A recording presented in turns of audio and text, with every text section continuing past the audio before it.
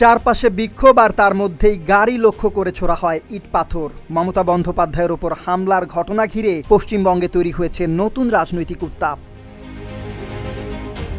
রোববার উত্তর ২৪ পরগনার হালি শহরে এই ঘটনা ঘটে বলে অভিযোগ ওঠে। পুলিশ হেফাজতে নিহত হয়েছে বলে অভিযোগ ওঠা এক সাবেক তৃণমূল কর্মীর পরিবারের সঙ্গে দেখা করতে যাচ্ছিলেন মমতা বন্দ্যোপাধ্যায়।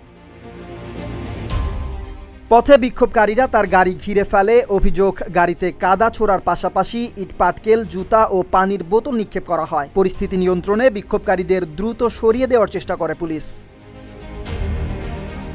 পরে মমতা বলেন, ইট পাথর গায়ে লাগলে প্রাণহানির ঘটনা ঘটতে পারত। গাড়ির কাজ বন্ধ না থাকলে বড় ধরনের বিপদ হতে পারত বলেও দাবি করেন তিনি।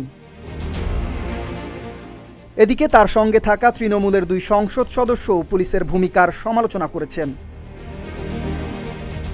তবে হামলার ঘটনায় বিজেপির সম্পৃক্ততার অভিযোগ অস্বীকার করেছে দলটি। রাজ্য বিজেপি সভাপতি সৌমিক ভট্টাচার্য বলেন, বিজেপি এই ঘটনার সঙ্গে জড়িত নয়। পাশাপাশি অভিযুক্তদের বিরুদ্ধে ব্যবস্থা নেওয়ারও দাবি জানান তিনি। চাঁদাবাজির অভিযোগে গ্রেফতার বিরজু কর্টকে 5 দিনের পুলিশ হেফাজতে পাঠিয়েছিল আদালত। পরে পরিবারের পক্ষ থেকে হেফাজতে নির্যাতনের অভিযোগ ওঠে।